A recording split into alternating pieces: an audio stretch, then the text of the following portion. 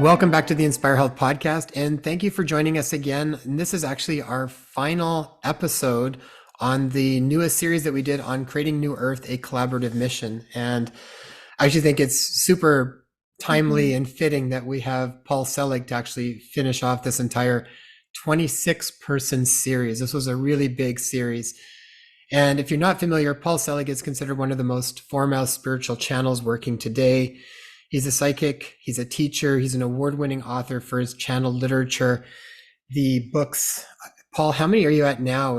I've got here 10, but I think you're at more than 10. No, the 12th will be out in September. So the 11th just came out in the fall. Unbelievable. And if you haven't come across these books, these are absolutely beautiful pieces of work. And I know they've been a real anchor for Tay and I over the past several years as we've been able to enjoy them.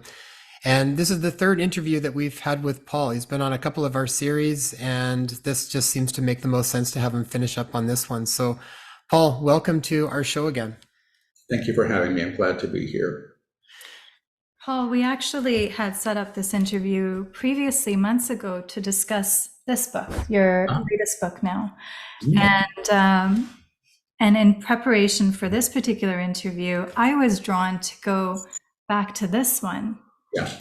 And something to note here is that these books, the messages coming through the guides are really timeless. And they've definitely have been preparing us for this current major shift that we're seeing taking place. That's become very apparent for all of us now to see. But I would love to dive into both of these, if you don't mind.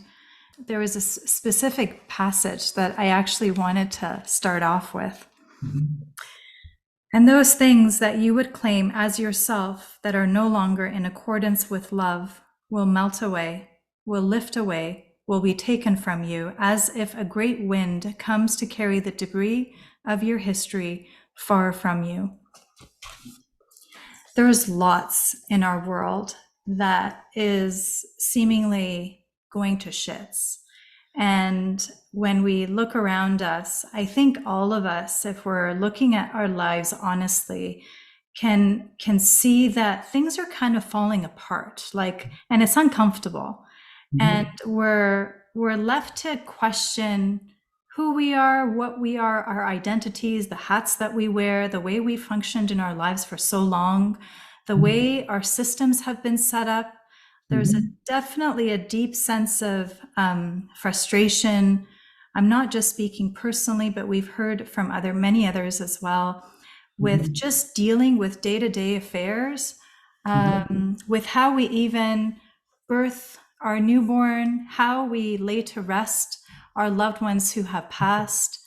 On all levels. What's going on? Well, the guide said in the very first book they dictated through me, which was called I Am the Word, and that was delivered in 2009 and published in 2010. They said humanity is at a time of reckoning, and a reckoning is a facing of oneself and all of one's creations, and that everything that's been created in fear will need to be reseen and reknown in a higher way. And my understanding of what we're actually going through is a great opportunity to re-see how we've been participatory to the world that we see. As long as we think that things are happening at us and to us, I think we're going to be screwed. But the guides talk about manifestation as both an individual and a collective act that we're all participatory to. So if you can see it, you're in alignment to it, which means you're in vibrational accord. Now, what happens, I understand, is that when we lift or when we begin to receive ourselves in a higher way, there's a kind of displacement that occurs with the lower. So, for example, if you've been looking at the world from the basement window your whole life, and then suddenly you're on the 45th floor, the world is different, and what you call to you will be different. But our collective history, as far as I understand it, has been sort of entrenched in what the guides I work with call the common field. And the common field, which is reality as we know it, is highly informed by the energy of fear. So much so that we land in it, we're born in it, and we expect it. It's what we've known. So the idea of moving beyond the old creations, I think, is a process of uncovering and moving as we move. So as we lift, we have to see the very things that have been holding us down or tethering us to the lower field. So I see this as opportunity, not comfortable at all. In the book of Knowing and Worth, which is one of my favorite books that they've channeled, it's a very loving and very gentle book. And all of the books have come in a kind of sequence. They build one upon the next. But that was the book where I think they really began to address identity in a different kind of way. And I think that's the book where they brought through the attunement. I know who I am, I know what I am, I know how I serve, which they've worked with ever since. And the aspect of self that we've self-identified through, which is my job, my gender, my ethnicity, my religious upbringing, my economic status, for all these things, they're ways of knowing the self, but none of them are who we really are.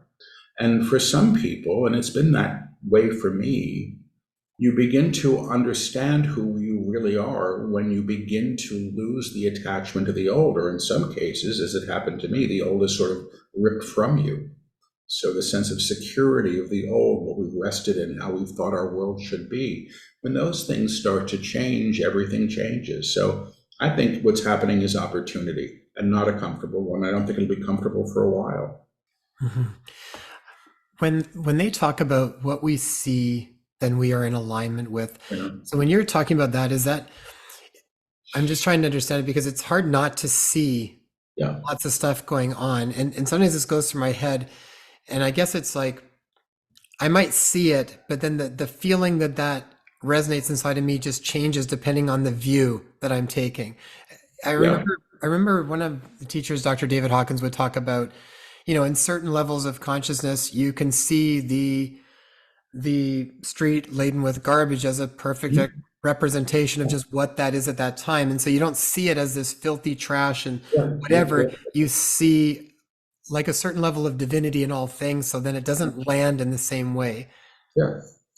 I agree with that. I mean, I think that's well said. So how can I'm not sure what the question is here. I guess how we arrive at that place to be able to, when there's lots of stuff going on that's often Yeah. not comfortable. It's one thing to almost intellectually understand things, but then to have it land in a place where we know it. I think that's where experiential finally in order for it to be relevant and true. So the guides that I work with, I mean, their teaching is that God is all things. And, finally they say that there's one note sung in the entire universe that's in manifestation is everything that we see or can even imagine. All things are of one source, but they're operating in gradation and a scale.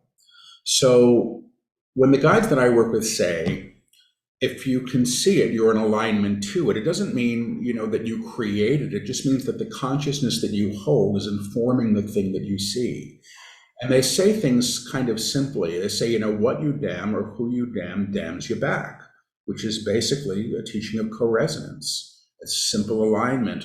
Who you put in darkness, what you put in darkness calls you to that darkness. Now, a lot of this stuff, I suspect, comes as a result of the meaning that we've endowed things with. That's why you said the trash is bad and this is bad and this is bad. And again, that claims you in a relationship with that thing at that level. And if you move to the higher, you can perceive it in a higher way. But from going to the higher, you can also lift it, or you can alter the form. You can shift the reality that you're seeing. And the way that my guides teach this is fairly practical. I mean, they're talking about manifestation.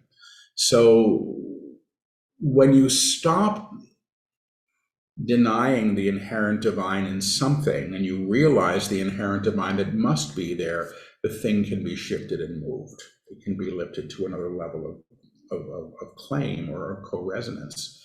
And that's the teaching of the last couple of books. It's trippy stuff, but they're talking about how a world is made new through consciousness. And action, follows consciousness. It doesn't really precede it. You have to know to pick up the trash before you do it. You have to have the thought. But what I do agree with you very much is that things have to become known. And the guides say to know is to realize. And it's our realization of who and what we truly are, which also allows us to realize who others are as well.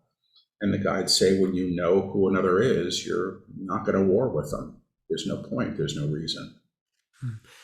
Paul, did the guides talk about where this all began? I know in the Book of Worth, it comes up a few different times around, say specifically, mankind was lied to by many men, by creations, by many systems, and man Mhm. was controlled long enough. Did they ever get in more to where that started, why that started, who started it? Did they unpack it at all? Yeah. And did Not we, that way. No, I don't think they did. Because finally, the tendency, unfortunately, is that people want to find somebody to blame. Mhm. Mhm. And that's not their teaching. It's not their teaching at all. Basically, they say we're the ones that did it. Separation is something that we chose, we Mhm. agreed to. And part of the reason I understand that is that, we started not trusting or denying the idea of source. So if I don't think that there's enough to feed me and my family, I better build a wall around my garden. And if somebody wants to get my vegetables out of my garden, I better have a rock to throw. And if the rock's not strong enough, I better get a gun. And on and on and on and on. And all of those are our creations and our realization. When we understand source as the source of all things, I think that consciousness begins to alter, and we don't require the belief in separation. But they have said that our belief that we're separate from our source has been such that we actually our belief that we're separate from one another is so strong that we've claimed separation from source as well, and that's the big lie. The big lie is that we're separate. I suppose that there are other levels of control, that you have to go to the priest to get absolution. You have to, do this to get that, or be this way to get what you want in this or that way. And I think those are our creations. I don't think those rules really exist. Paul, where's the place for boundaries or for saying no? Or so if ultimately from the spiritual perspective, which is I feel like the apex perspective, we know and we realize the oneness. Like that comes to me in meditation, I feel like. And in my heart of hearts, I know that to be true. But however, if I tried to, and I did, make amends with my ex at the time that we were separating, Mhm. he saw the me trying to be amicable as possibly an opportunity for something more. So that didn't work out. Are there, are there, is there a place for boundaries within what you're Sure, describing? absolutely. I think healthy boundaries are essential. And the guides have talked about it. They say if somebody steps on your foot, you say, please don't step on my foot. And if they keep doing it, call the cops. Do what you need to do in a very practical way. It's not about, being a victim. The guides say you really can't be a victim and a master at the same time. And I believe that. And there's a reason, I used to live in New York. I had a lock on my door for a reason. It's not because people are terrible, it's just kind of prudent. I think understanding prudence, and where prudence has a place, which is somewhat different than fear, I think can be useful. But I think having a healthy boundary is required. I work, my psychic work is highly empathic. I've been writing a memoir, so I'm kind of distracted because I've been looking at my history for the last few weeks, and it's driving me crazy. But I was remembering what it was like to begin to feel the person on the subway next to me. You're sitting on the subway, and my shoulder's sore, and I look over, and somebody sat next to me with his shoulder in a cast, and I went, "Oh my God, what's happening?" So I was so porous in terms of feeling other people's stuff that I did almost everything one could do to numb oneself. And it's when I stopped numbing myself that I began to feel. And then I had to learn how to negotiate that, how to understand what somebody might be helped by without taking it on myself, or, having poor boundaries, or assuming that, you know, somebody has a right to come into my house that hasn't been invited, which I don't think is necessarily true. In response to the story about your ex, I'm an old time 12 stepper, and that's a lot about cleaning up your side of the street. You know what I mean? That's what you're responsible for. You have an amends, you can make the amends. How the other person takes them is not up to you. It has nothing to do with you whatsoever, but you are responsible for your own actions. We all are.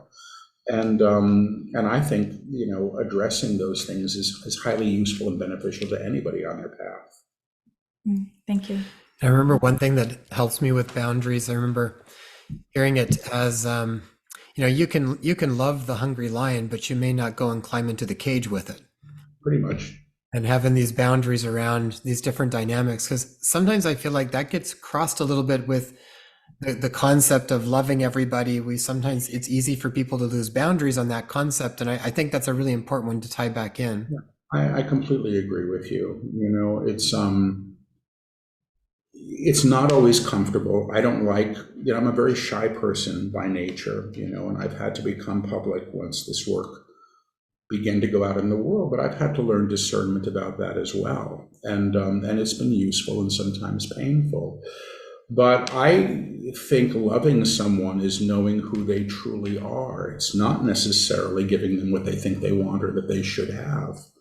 And if that can be proximity or that can be your information or whatever, I'm the first one to say, I'm not a spiritual teacher. I don't want to be. It's not my thing. And, I'm certainly not a guru, but I am this guy that has this oddly developed skill set, which allows me to do what I do. And I think that took years and maybe lifetimes, but I show up for that. And that's what I can be responsible for. I can't be responsible for what other people project onto that, just as nobody can, be it with an ex-husband or a neighbor or whatever. Paul, we've really enjoyed your offerings this past year, and I know you have one coming up at the end of January as well.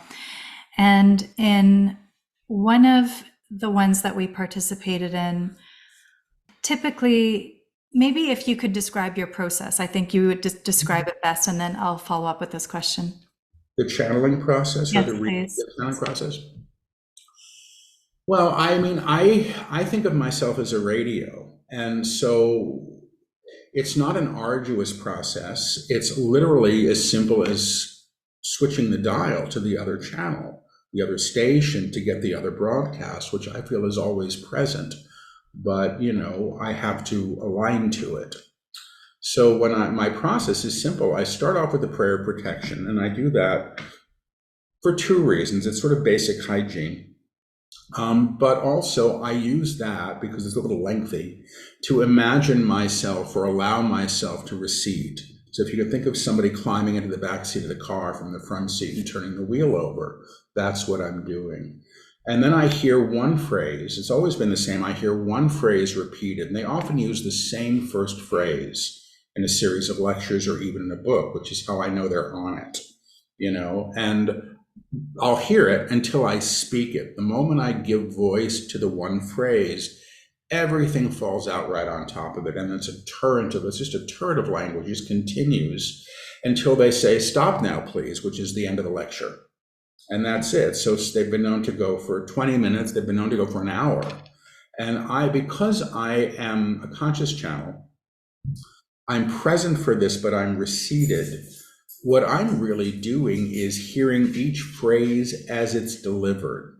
So if you can imagine somebody reading 500 fortune cookies, one in a row, or ticker tape, I'm so busy hearing each phrase, and as I hear it, I'm whispering it, and then I repeat it just as the next phrase is starting to come. So this is this loop that is ongoing, and it's physically very arduous. But the good news is it's coming so fast that all I can do is try to keep up with the dictation.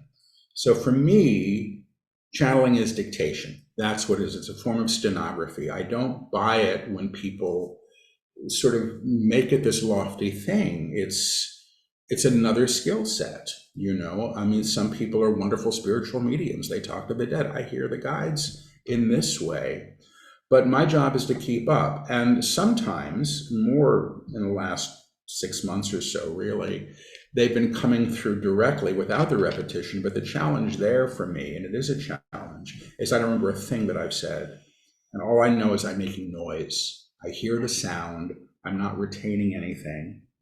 And it feels a little out of control and a little scary to me. And it's not that it's scary. It's just that feeling of, I don't know what I just said, and there's another word coming out of my mouth. The way that I work actually allows me now to question the information that comes through, which I've always done. So if the guides were to say, and by the way, the moon really is made of green cheese, you'd hear me say that. You'd say, Paul has a question. Paul is interrupting Yeah. because I'm not buying it, and they're going to have to unpack it for me in some ways if they intend to continue their lecture. Once in a while, they'll say, Paul has a question, we're not going to answer it. And I usually like that even more because it reminds me that they're the ones in control. And anytime I think that I'm in the way here, they'll throw me a curveball, because sometimes you want to finish the sentence. So if I were to say, "'Twas the night before," you want to say Christmas, and the guides would say, if they were to say, "'Twas the night before last November," would be what they say. They're shaking me up so that I'm going to stay on point and dictate. Because I've been writing this I don't know if it's stupid, but I'm trying to write this memoir thing that I said I would do. I was remembering this story of this anthropologist who interviewed me at the Esalen Institute during a conference, and she was very serious, and she'd written books about people who hear, and she'd seen me channel, and I was looking forward to speaking with her. And her first thing was, "How do you know it's not you?" I'm like, "Huh? How do you know it's not you?"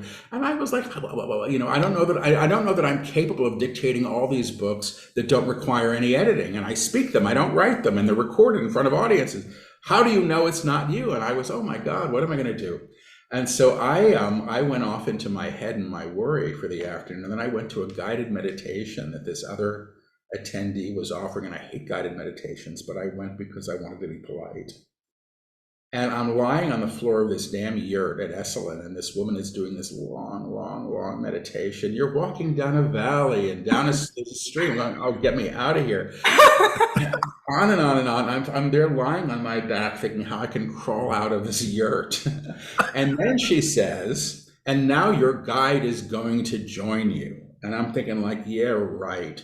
And then all of a sudden I saw up on this crest, because I'd gone down in the damn valley, there was my guide, and this great big cat carrying these 2 scrolls like the Torah, clambering down the hill, out of breath, pissed, clearly that he'd been summoned. And he said to me, "Stop trying to tell people who you are. You don't know." And then he was gone. And I felt like that was the best thing ever. Best thing ever, saved the day. And I actually sort of stopped worrying about it at that time. I may never know. Somebody once said to me, because of the repetition, "Paul, why don't you channel the right way?" And the guides came through like, oh, ha, ha, ha, ha, as if there's a right way. It's already nuts if you think about it. It's just being a radio. That's really what it is. Now, here's the funny thing. I think we're all radios. And we're always in broadcast, and we're always tuned into different stations. We just don't necessarily know it. So that was a long story out of nowhere, but it's been on my mind. Wow, I love that. Yeah, that was great. I know that when, from this side of it, just hearing you that day when the guides came through, it was powerful. Like it was moving, goosebumps. Like we can, like Jay and I saw the feedback as well in the group. We could feel the immensity of it that much more. And that was my thinking, was that it almost felt like through the repetition, you were able to filter their message a little bit more. You were able to be present and give your feedback and ask questions. But them coming through, there was no space, there was no gap, and there was no control. And then there was afterward, when we saw you, it was almost like it took a lot out of you in order to open yourself up to that capacity. And I mention this because I feel like, and you were a beautiful mirror for all of us, Paul. So thank you for that, because through witnessing you in that way and seeing what's taking place right now in our world, I feel like we're being called to open up to a much higher power, much more powerful version of us than we have perhaps ever known in our lifetime, for sure. And it's daunting, it's tiring, it's exhausting, and I wanted to hear what you would have to say around that. Oh, I agree with you. But I don't, you see, the problem is when we think of the more powerful, we're still dealing with the ideas that the personality self has about what it means to be powerful. which is not real. That's just that's what we superimpose on this. It's like people who think that being spiritual means you wear white and you have a $500 crystal around your neck. It's not. Being spiritual is just how you live your life. It's how you show up and how you treat the grocery clerk and the person you pass on the street. It's a way of being in the world and an awareness of spirit or source. So I think we are being called to wake up to the truth of who we are, which does mean letting go of a lot of ideas that probably never worked terribly well, but it's what we settled for. What it means to be a success, what it means to be loved, or our ideas of these things can be fairly convoluted. If my idea of being loved is that you will never leave me, I'm dealing with some corrupt paradigm of what love is. Loving is something other than that. So when the guides came through, and I think you were talking about the time that I was channeling directly, which was big, and I don't remember any of it, and I don't think I've listened to the recording of it. What I actually feel is because when they work through me energetically, it's so much bigger than I could ever hold as Paul. When they tone and when they do other things that are utilizing either my voice or my energetic field, they can come into full source. I think what they're doing with me still is bringing through the amount that I can hold through the body effectively to be able to transmit. So I think the fullness of them is bigger than I may ever hold. I'm happy to get out of the way more in every area of my life, truthfully. When I look at my life and what works in my life, the areas that work are the areas that I've surrendered.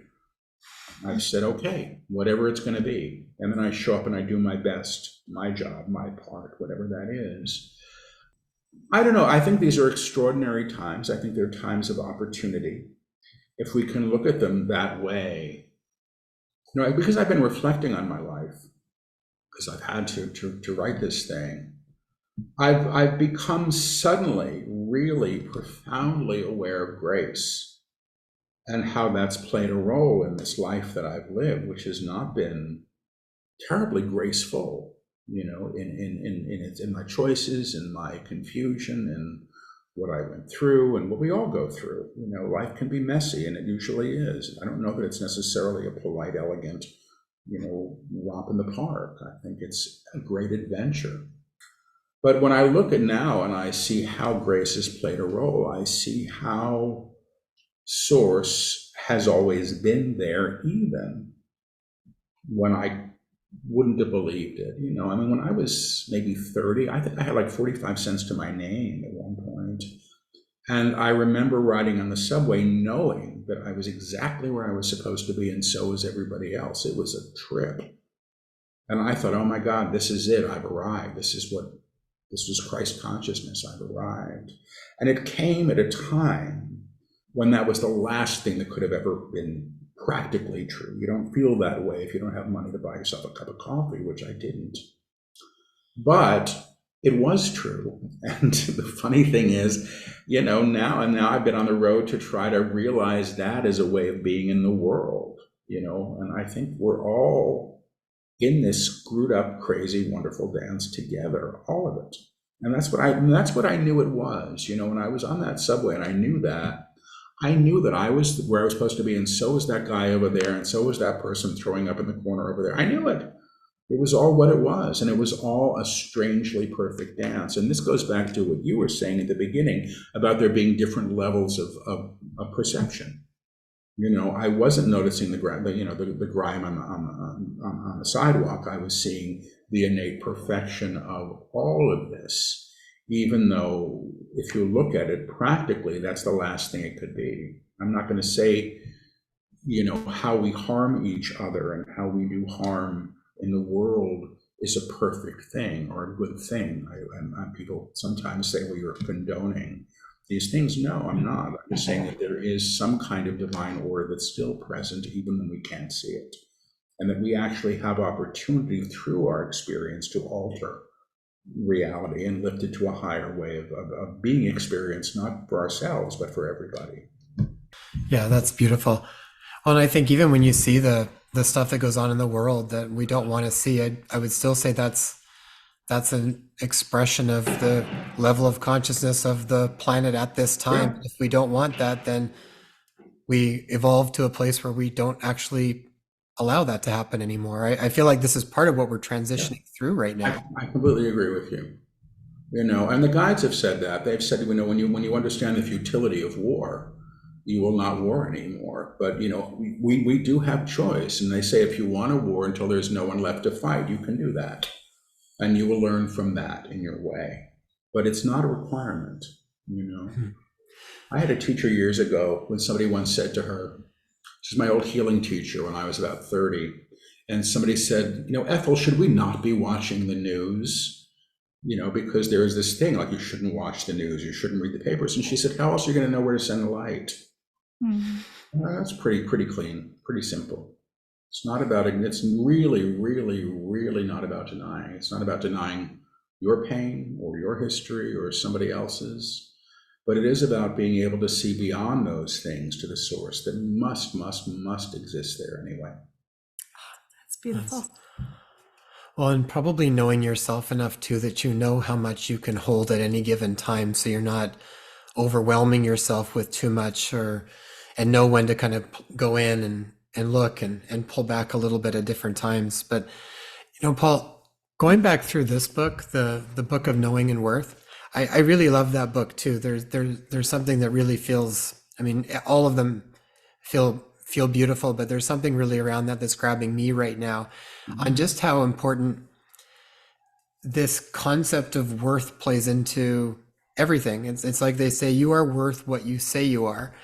And I guess where I'm wondering with that is it's like, and maybe share with us a little bit about your journey with this too, but I know sometimes I can intellectually get, and I don't feel like I've got an issue with the idea that we can be this Christ Mhm. consciousness manifestation on earth.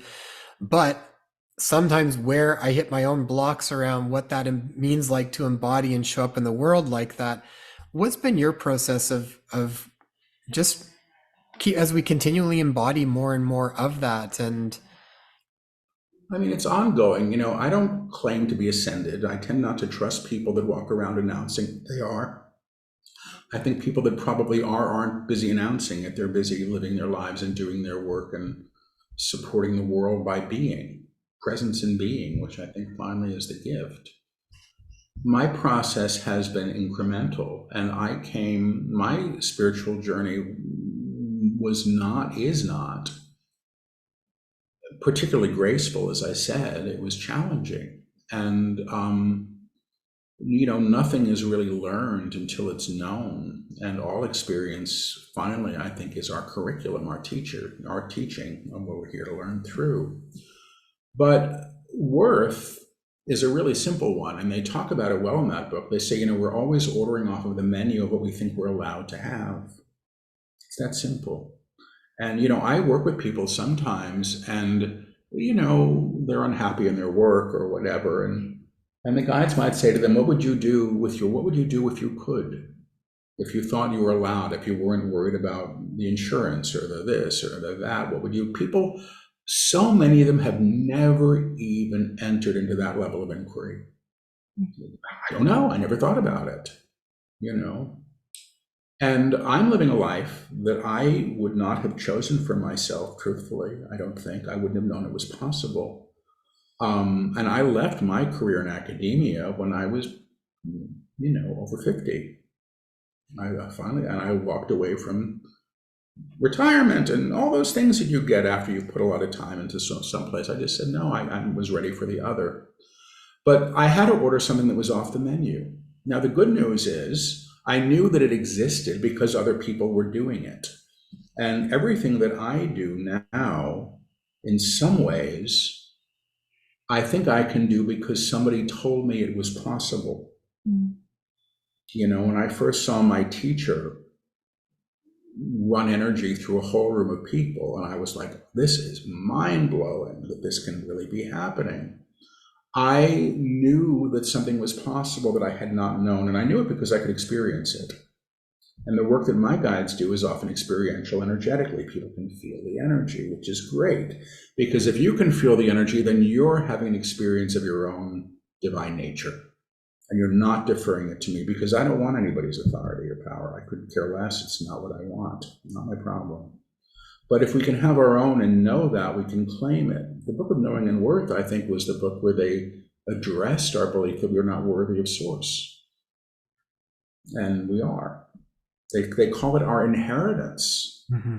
You don't have to earn your inheritance or be good to like we're going to get left out of the will because we're bad or sinful, or and even in the book of Innocence, I think the guides even started talking about sin directly as a concept, which is just, they say it's all it is the denial of the divine. That's it. Saying that God can't be there or in this thing or in this act. And when we reframe that, we can begin to have a very different experience of ourselves and our own inherent worth. Paul, I have a question for you. I think it was in the Book of Knowing, if I'm not mistaken, where the guides came through and said that we will, it's going to be within our lifetime, if I'm not mistaken, Mm-hmm. right? That we're going to see that change, that shift. And then I think it was in the Book of Innocence, or the book right before this one, where, or it might have even been before that, where it said, the guide said that there will be 4 generations. That's what I've been hearing. Yeah. I don't remember what they say about timelines, but I will say this. They've never talked about ascension as a momentary event that happens. I've never heard them say that. I think the realization is, I think it's happening now. I think people are waking up right and left and sideways. But I also think that involves a collapse in some ways of some of the infrastructure that has kept us from our own awareness, which is the rules of how the world works, or how reality is comprised, or what we should value, or who is valuable, who's worth loving, who's not, who's worth living, who should be dead, all that crap that we play out. So I do think that that's happening now. And I actually have been told that the kids that are being born now are coming in with an awareness. Now, when they say it'll take 4 generations, that's actually probably not a long time. I realized that somebody I knew was born in 1996. I almost fell over. That's like yesterday for me. 1996, like yesterday. But you know what? It's not. So it's a ways. So the one thing I have to say, and I suppose somebody could go through all the books in a computer program and find out if they've contradicted themselves, but I really don't think that they have. I think they've been remarkably consistent in their teachings. But I think what we're going through now, and if you look at, another book to revisit is the Book of Truth, because that one's like a kick in the ass, that book. That's a hard one. And that's the book that they dictated right before the election between Hillary and Trump. And they said, pretty much, get ready. Everything's about to change. There's a video, it's up online, of a channeling that I did like 3 days before that election. I think it was in some weird place I'd never been before or since. And the title was Great Change. And they said, well, your idea of choice is I'm going to have the milk and not the cream in my coffee. And what's about to happen is that the table that was holding the milk and the cream is about to get knocked over. And that's exactly what happened. Everybody was stunned 3 days later, like, what happened? So, but that's a pretty powerful book, because, they say, in truth, a lie will not be held. And they also say what is true is always true. I get fed up sometimes because people are talking about truth in such a subjective way. My truth is that you insulted me last week. Well, that's your opinion, or that was your feelings or your experience. I'm not going to deny your experience, but I think truth is something beyond that. Truth is what's always true. It's always true that the 3 of us are having this conversation at this moment in this idea of time and space that we share. It's always true. It's not true that we're always talking, And so in the Book of Truth, they start to sort of, I think, call us out on our preconceived ideas of things and hopefully support us in claiming something other. But that's a book that also speaks a lot more to the times that we're in, and they were completely accurate there as well. Okay, great. That'll be our next book. Next on the list to go back Absolutely. through. The canon. Yeah. Paul, where do the guides speak about wonder and the importance of being able to cultivate that and see our world through this eyes of wonder? We have, I actually have a quote because you're on that page right now. So I'll just preface it with, now the trajectory you have chosen and continue to choose as you read is one of wonder. May I be in my wonder in every day. May I allow myself to be in wonder in every choice I make. What does wonder have to do with the current trajectory or the trajectory that we're longing to move into? I don't know that I would place it in a trajectory, because then it's kind of like a stop on a train. And I think that they're talking about it differently as the experience of the possibility of wonder, which I think they're implying source here. It's funny, the next live stream I'm doing, I think, is on wonder, the next intensive.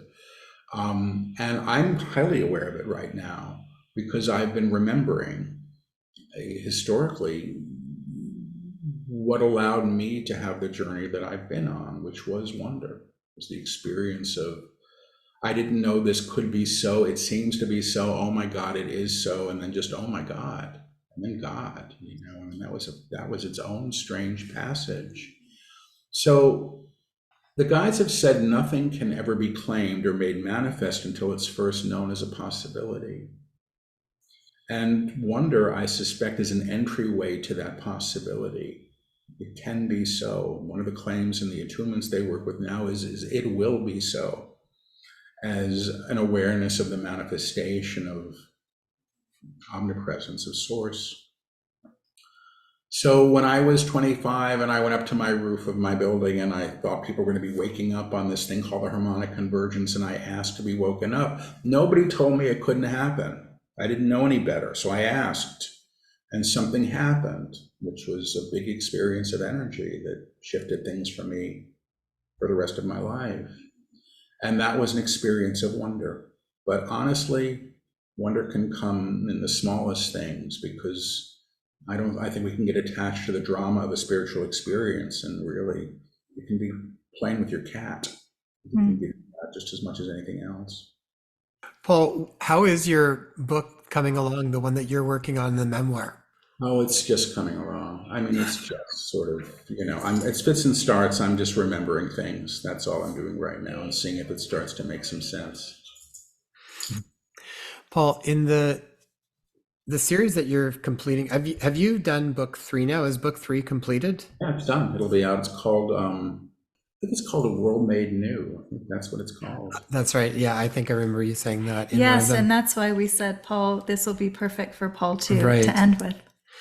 What have you found personally from this series, at least from what you've taken from it, from the progression from resurrection to innocence to the final one? Has there been I know that's a lot in a mouthful, but what have you kind of found some big aha moments along that path?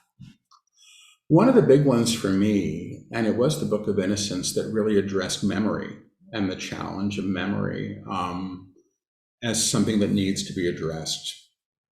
So they talk in the Book of Innocence about how memory needs to be reknown in source, because our memory, which is subjective, is so informed by what we were taught things to be and to mean.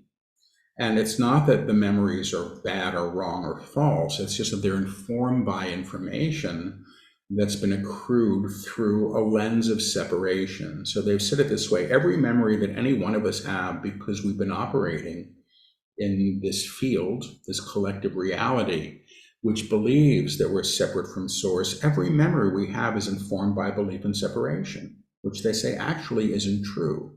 So it operates kind of as the tainted lens on a camera that can be taken and cleansed. And that's what they're doing in the Book of Innocence. It's really a restoration to the aspect of us that already knows who we are and all that other stuff. The whole trilogy is about manifestation. And in the very first book, they talked about how, I think at the end of their teaching, they would address how a world is made new, and they did it. So this was the 12th book in the series, and it's the last book in the series. They said that there'll be other books, but they're not going to be part of this teaching. They're going to move on to something other.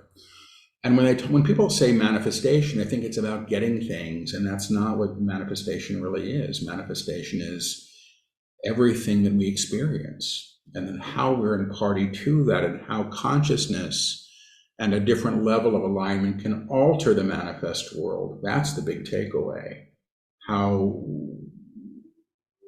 who and what we are impacts the physical reality that we experience in ways that we don't see and know, and how we can lift to a higher level and then lift what we encounter through co-resonance to meet us there. So it's a wonderful teaching, but it's a big one. You know, when you talk about memory reknown through source, it's fascinating because it's like we literally can change our past when we re-know something through that lens. It's like whatever we think we know really could be completely different. Yeah, I agree. You know, I'm not there. I'm in it right now. I created an opportunity to really look at my past and go, oh, that's not what I thought it was. And that's useful. But I think what they're saying is that the world that we know ourselves through has been operating in a very entrenched sense of separation and fear. It's like they say, you know, we were born into a pool that somebody already peed in, you know, and we don't know any better. You know, it's just what we're used to. And so it's when you get out of the water and you go, oh my God, look, there's something other. There's another way to be. And I think that's what they're offering us. And I do think if what I'm expecting is what I've always had, because that's all I've been taught can be, I'm going to keep replicating the old. So the guides have said that the personality self only knows itself through history, only knows itself through historical data, because that's all it has as a reference. Whereas the divine self, which they say is who we really are, they call it the monad or the Christ itself, that aspect of us, which is always present, knows itself beyond the limitations or the structures that we've been in accord to. And they say accord, A-C-C-O-R-D, or they say A-C-H-O-R-D is on a piano, which is, again, vibrational resonance. And so the opportunity to live beyond that is here. We just have to know that it's possible. And I think they're claiming it as a possibility that we can then have our own experience of. Paul, considering that it's January 2024, I'm wondering if you or the guides have anything to share with those listening in as far as what to expect and how to best navigate this upcoming year as a marker. I'll go in and see if I hear anything from them. I'm a little under the weather, so we'll see. We'd like to say something. We would like to say something. We've been waiting our turn. The idea of who you are, the idea of who you are and what you've come for, and what you've come for is being made known to you. Is being made known to you in ways that you may understand experientially. You must begin to say yes. You must begin to say yes to the aspect of you, that already knows, that doesn't doubt, isn't claimed by fear, isn't claimed by fear, not competing for the first one, and not competing for the first in line. When you understand that what you do know, will inform your choices, will inform your choices in a higher way, when the choices that you make are not informed by fear, you will claim a new world, you will claim a new world. Know it is a possibility, know it is a possibility. The idea of the year ahead of you, and it's really just an idea, and it's really just an idea, must be seen as opportunity, to be claimed by your experience, I am willing to claim the new, know myself in the new, know myself in the new, and be party to the claim of the new, and be party to the claim of the new for all that I see, period. And they're saying period. Paul, thank you very much. Paul, where can people learn more about the work you're doing, upcoming workshops that you've got, either in Maui or online? My website, which is, my name, paulselig.com. There's a retreat coming up on Maui this spring. The big annual retreat is here, and every place else I'll be. is up there as well, and plus online stuff, which is ongoing. So your next book, the final within the trilogy, is coming out this coming year as well? September. Yeah, that'll be out in September. Mm-hmm. Okay, great. Thank you. Wonderful. Paul, thank you so much for your time, and always a pleasure getting to speak with you again. Thank you, Paul. Thank you for having me. I appreciate it.